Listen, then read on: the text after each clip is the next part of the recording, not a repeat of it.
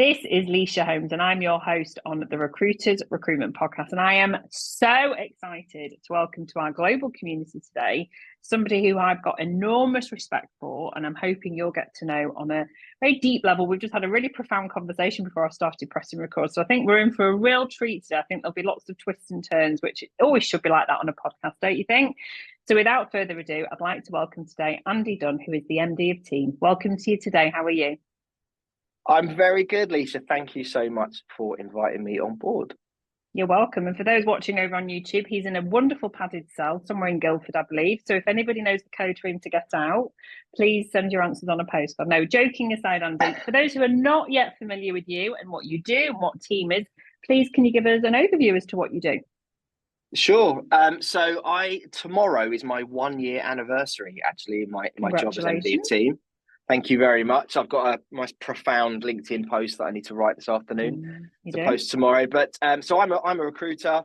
Been working in the recruitment marketplace for 20 years. Wow. 15 of those years I worked in the defence sector.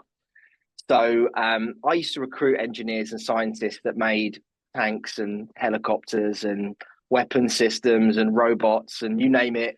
In defence and national security. I'm still security cleared. I went, the job I did before I took this role at Team is I went in-house into a global defence contractor and recruited 130 systems engineers in 12 months, which was great fun. But it was. But yeah, so I'm a recruiter. I started in high street recruitment, started at Blue Arrow, like lots of us.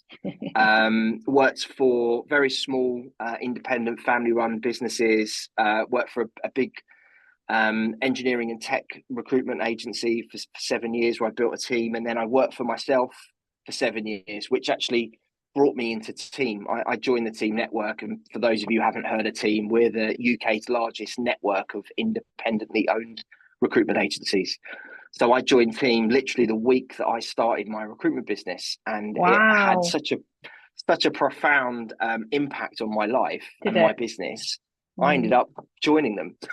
And you're now the MD, which is amazing. So just explain the concept to me. So Team is a network of independently owned recruitment agencies. What's their kind of, and I don't want to say rules, but what are the prerequisites of people wanting to be part of it? What do they have to adhere to when it comes to housekeeping? You have to have come from the recruitment marketplace. So you can't just you can't be a teacher or a nurse and decide to start a teaching recruitment agency or a nursing recruitment agency. You have to have an understanding of the marketplace. But we're a really inclusive environment. So as long as you've got a business that works in the recruitment space and you're an ethical recruiter, because a lot of the stuff that we do is all about collaboration and networking and trust. Then you can come and join us. But we're the largest we've ever been today. We've got nearly 520 businesses in our network. Amazing. And what we do is we provide a platform for recruitment business owners to collaborate and network with each other. So we run about 50 face-to-face meetings every year, where that could be anything from 10 people at a small meeting, which are sometimes the best ones. I bet you get a lot out of that, don't you? A lot, yeah. And up to the ones that we have in London, where capacity, the end of last year, we had 77 businesses in Staffrey's boardroom, which was fun because our limit was 50. But we had some great speakers. Joe Phillips. Recruiters breaking the rules. Can't believe that. Recruiters breaking the rules. But yeah, so we run these face-to-face events, and they're kind of sector agnostic. Any type of recruiter or member can go to them.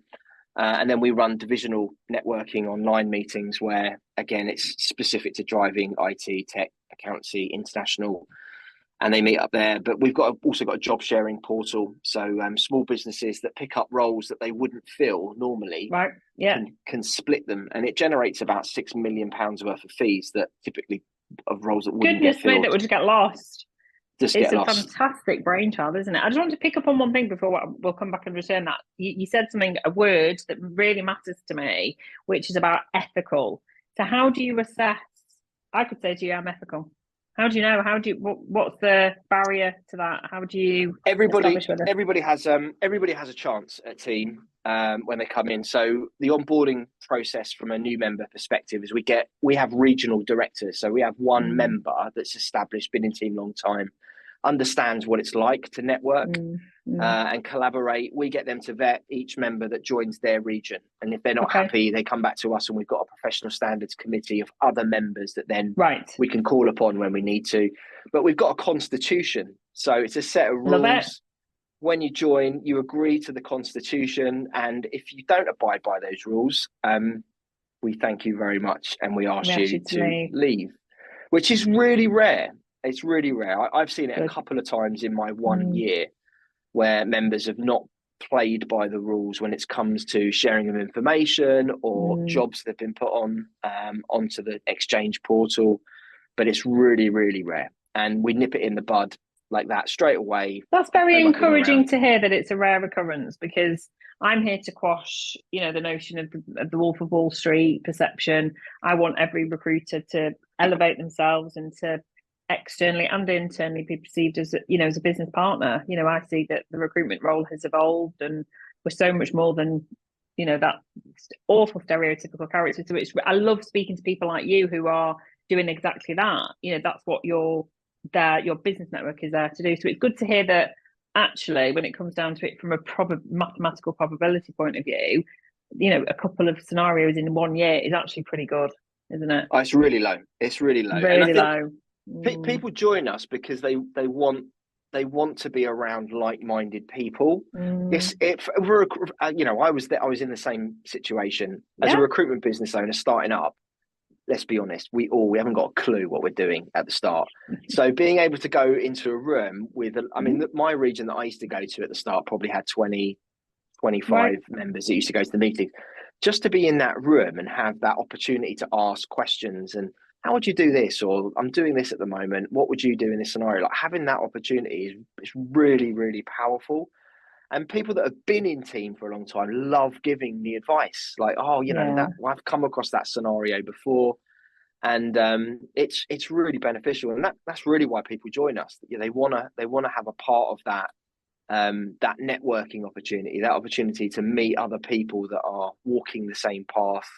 Good people that, there's enough business out there. I know it's tough at the moment, but there is enough business out there for us all to succeed, and working together, we can achieve so much more. Even just sharing information with each other. Absolutely. We can achieve so much more than being on our own. And that's really what we're all about. It sounds like it's, from my perspective, I always think that, we're the greatest sum of one part. And I think that collaborating with people, even your perceived competitors, you're just doing a better job for everybody then, who ultimately your customer is getting the best possible information. So that's right. So in terms of the rules or the constitution that you have, there's a lot that we can all learn from that. So for people listening in now who are in our global community, what can they do to maybe, I'm not saying embellish or steal your ideas of what you do there, but what can we do to try and network within our own microcosms, if you like, to get the best out of what you've achieved as a business? I think it's to get to know who your competitors are in your local area and have conversations with them. I did a talk at the Rec Expo in London about how recruitment networking can be a superpower. I struggled big time because it's the first time I ever did anything like that. So I was really nervous. In fact, I was practicing for 3 months. And then when I got there, the screens didn't work. Oh, the tech was awful. I mean, everybody I saw that. I think I was there not the day you did it, actually, because I wanted to see you. But the tech was awful the whole time. I think it was. But I said in one of the slides, I used Thanos' Infinity Gauntlet as an analogy for the stones representing different types of networking. But I said space was one of them. And I said, get out into different spaces where your clients live, where your competitors live, and talk to people about what's happening in your market. And you never know, like, just recruitment going back 20 years when I started, you would never even think about, talking to a competitor about the marketplace or candidates or challenges with clients or how you do business. It's a different world now. So get out to spaces where recruiters will hang out, even if it's not specific recruitment networking organizations like Team, there's loads of them out there. Go to other, Institute of Directors or BNI or breakfast meetings or Chamber of Commerce. There's one called the Athena Network, which is all women in networking. There's loads of networks out there that you can drop into and globally as well. It's obviously not just exclusive to the UK. We've got a good friend, partner, another network called NPA Worldwide, which is an international community focused on job sharing. Right. We've got a lot of members in NPA that are in team as well. Like, seek them out, find out if they'll be right for you, and go out there and kind of test the water. You know, all of them. And it's there for everybody. Like, nobody's a silo, and everybody's able to work as part of a community. And if you stop seeing your competition as that, they actually become part of your trusted community.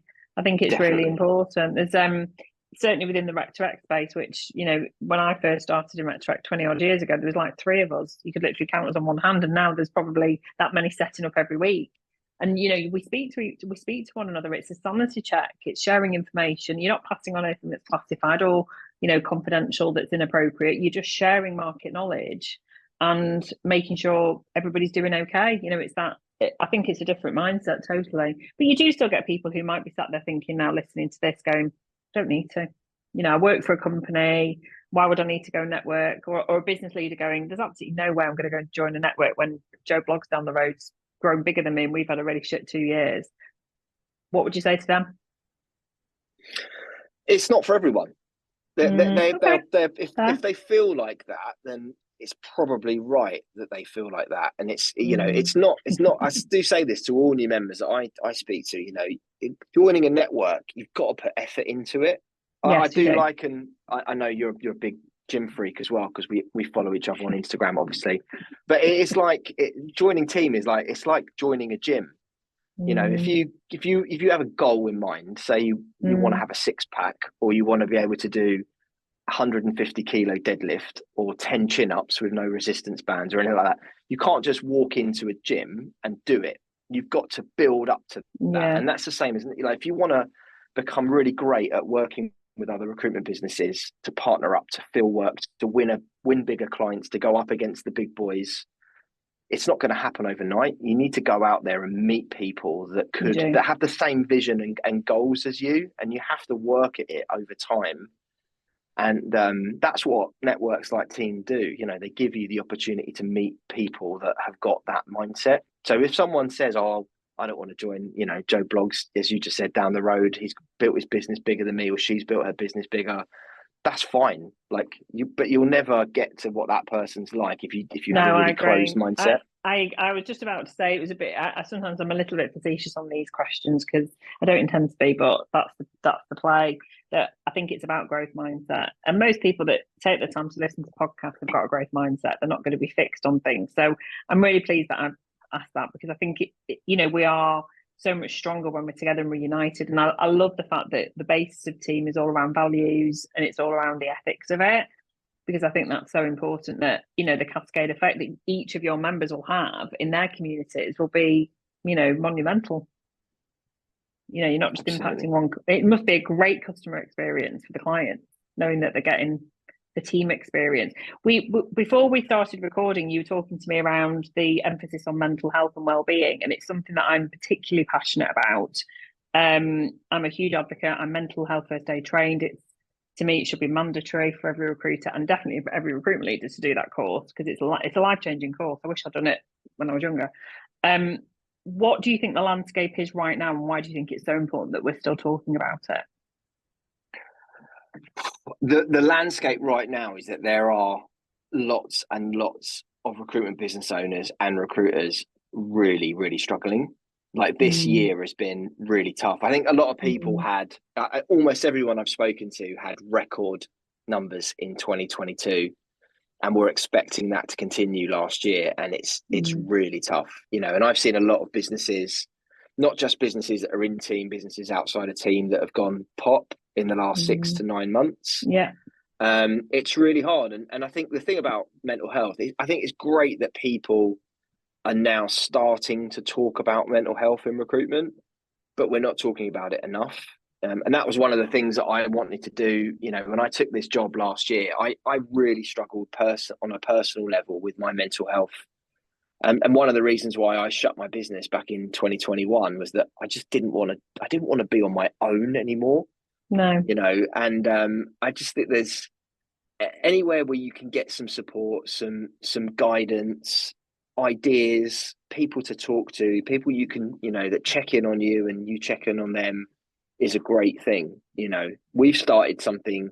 We don't, I'll be honest with you, we don't really know what we're doing with it, but all we're really doing is starting conversation. Like, that's all it is. We're starting conversation. Absolutely. Yeah. You're talking about it. So you're starting to sort of create avenues where people can have safe conversations where they're not going to feel that they are exposing a vulnerability or a weakness, where actually they're going to talk to somebody else that goes, oh my God, I feel exactly the same as you.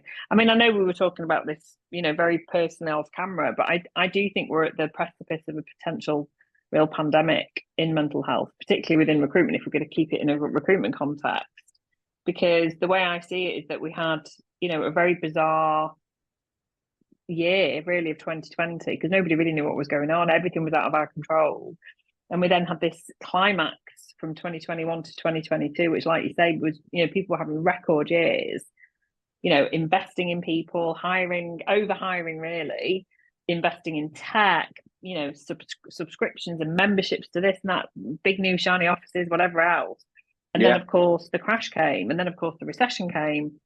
And it's almost like when everything started to crash, I was bracing myself because, I've been in recruitment as a viewer a long time, and we know it goes in cycles.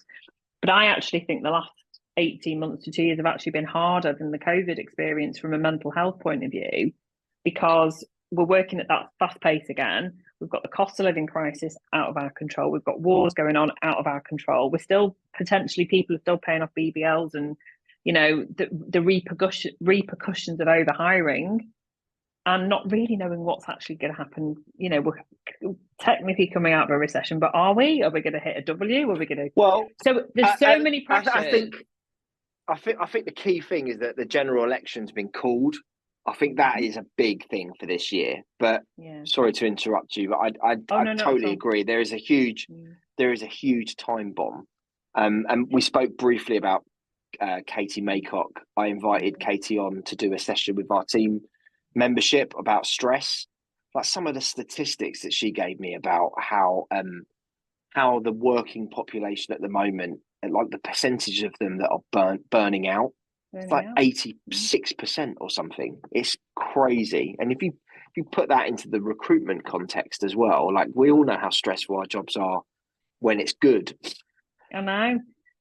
And the thing is, we're in this industry, right, because we love the pace of it. We love the cut and thrust of it. We probably love the good stress bit, the hype and the excitement and the human psychology and, the buzz. There's a buzz, not knowing if somebody's going to take the job. You've done everything you can, but are they going to take it? Are they going to get counter-offered? Oh, it's really exciting. That's not really what tends to burn people out. It's all the other bits. It's the, it's the crisis of the fact that most companies are not making the profits that they were making because all their costs have gone higher. Salary bubbles burst, and they're stuck paying rents, and they're stuck paying this. And I just think, and you didn't interject. By the time this goes live, we might have had the election. We're recording this now in May 2024, so it might be around the time. But I have to say, I breathed a sigh of relief that it was brought forward, because I think it was this not knowing if it's going to be kicked down the can later on in the year. But I think that it's so important that organisations like yours are talking about it and are doing something about it, because it's time for us to say, right, just pause. Because if we don't do something now to protect our well-being as business owners, for all the love in the world, all the business plans in the world, all the collaboration in the world, if we're not mentally well, it's pointless, because health is everything.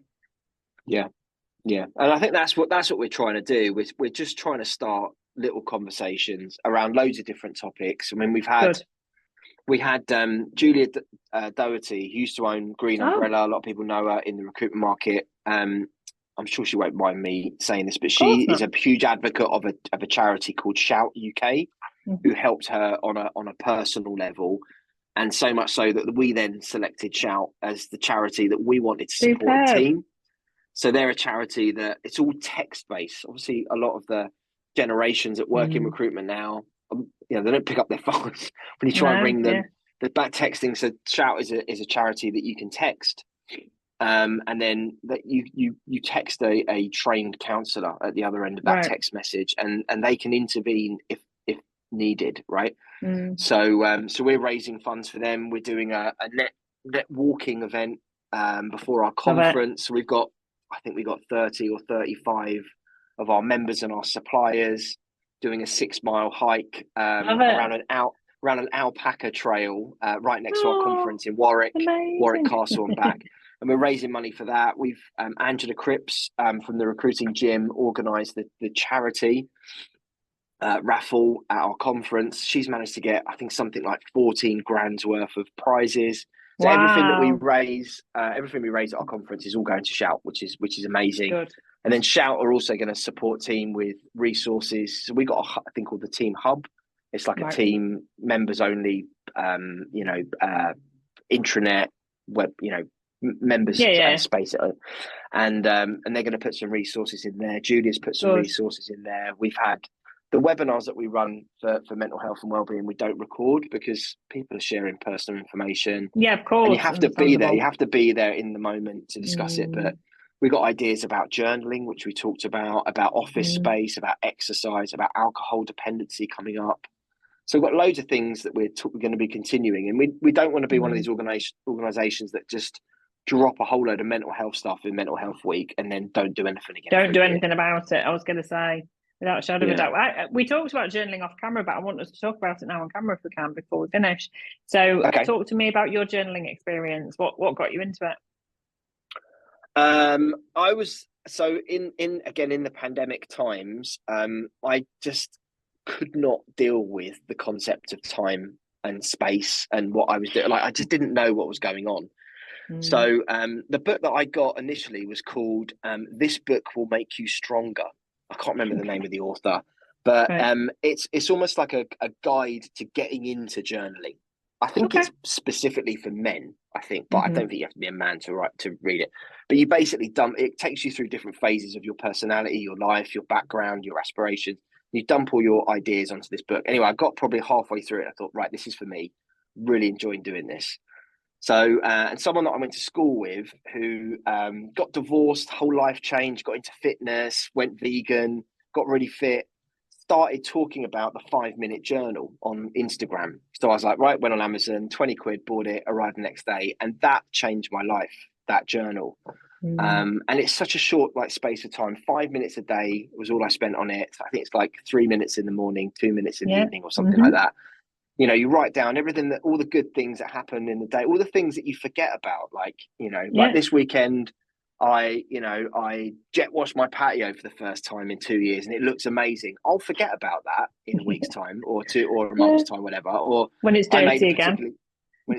Or I made an amazing pizza, or my son was picked for the 1500 meters team at school, or my daughter did one of her A-levels and she said that she nailed it, and she came outside, talked about all of the mathematics in her business studies A-level, and they all got the same results. They must have got it right.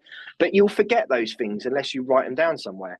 So I started using the 5-minute journal, and then it's saying to you earlier before we started recording, when I'm feeling down or I'm just lost my mojo, I pick up my old journals and I just flick through them randomly, and it kind of brings me back to that moment of joy that I had when whatever it is I'd written down in the book, and they're amazing, and just a place where you can put your ideas. It's just for you. No one else reads it. Absolutely, and it's just I think it's amazing. Transformational is the word that I'd use for me. It was, a low investment of time. I was going to say, and you could just literally buy a notebook from the supermarket for a couple of quid. I think it's really important to write it. What are your thoughts about writing it rather than typing it? Yeah, I think it should be I tried the journal. So Apple released a journal app with their iOS 16 update. It didn't work for me. No. And there's a company I'm talking to at the moment that are going to give a discount on their habit journals for team members. Oh wow, that's amazing. And I said to them, you should get a case study, right? Get some recruitment businesses to give these journals to every new placement that you make. And allow them to kind of use the journals in their first 30 days, 60 days, 90 days in their new roles. It will help people keep placements in. It will stop fallouts, definitely. I agree. I think that's really critical because the little petty things, you write it down and you go, that's really petty. If it is something negative rather than joyful. When I did my journaling, I had journaled for about 10 years, and it was part of a life-changing sort of time in my life when I went through my second divorce and then found sobriety and really found myself. I really genuinely found myself in that sort of about a 7-year period. And I've kept the journals, and occasionally I was saying to you off camera, I do go back and I read them, and I'm such an empath, like I'm back there in that moment. But then the sort of juxtaposition to how I had very low moments then to where I am now, I just feel such joy and relief and contentment. And I just think it's, from a neuroscience point of view, I'm not a scientist at all, but it's all proven now that things like journaling and gratitude, they really do make you feel better about yourself. And I think if you're listening to this now and you are struggling with your mental health and your well-being, these are things that won't do you any harm. They are free to do. You don't need to be scientifically or healthcare wise trained in doing it. Just do it. Just literally write down what you did that day, how you felt that day, how someone made you feel. It's very useful to avoid arguments and conflict. I hate conflict. So at the time I was going through my divorce, luckily it was actually very amicable, but there were things I probably wanted to say, but I knew I couldn't say because he was going through his own sort of hell because he was coming out as gay as a 45-year-old man. And I wrote them in the journal instead. And do you know what? They never needed saying because I've said it, but not to him. So I think it's I think you should definitely give them that experiment.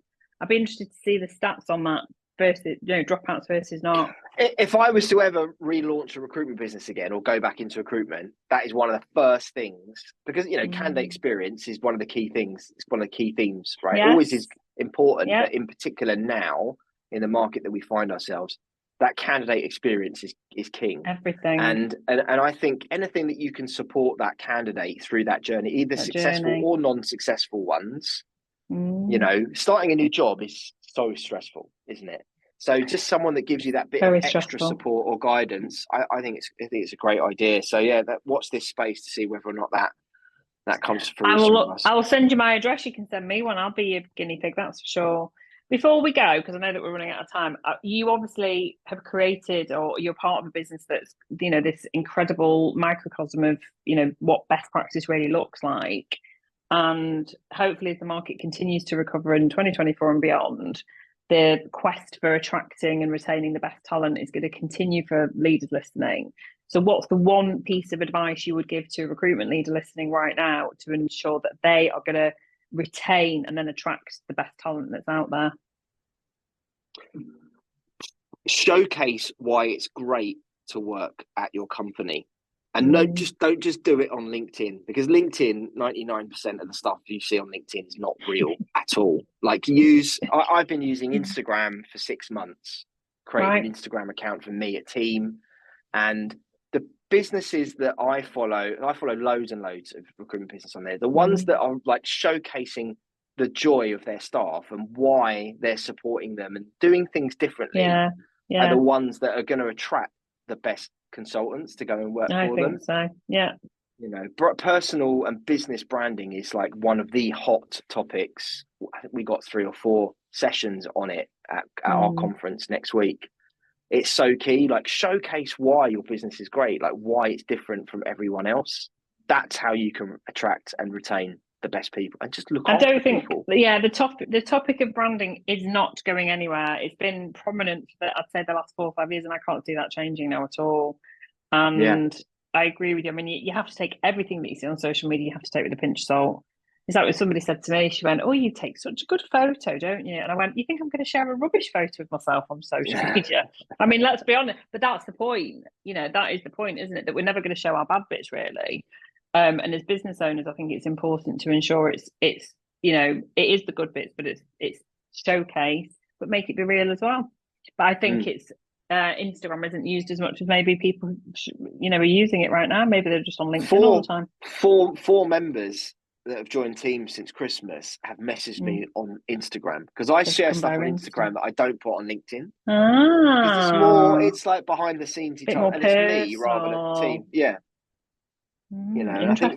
I think that's an interesting take on branding, is that there's different branding projects for different social media types and for what you want to achieve, what you want to achieve. Very interesting. Well, we watch this space. I mean, I am over on Instagram, but I just tend to share pictures of myself at the gym, as you well know, and the food that I've eaten. Although I do share, no, to be fair, I do share probably more stuff on my Instagram business-wise than a lot of people do. But no, this has been, we could talk all day.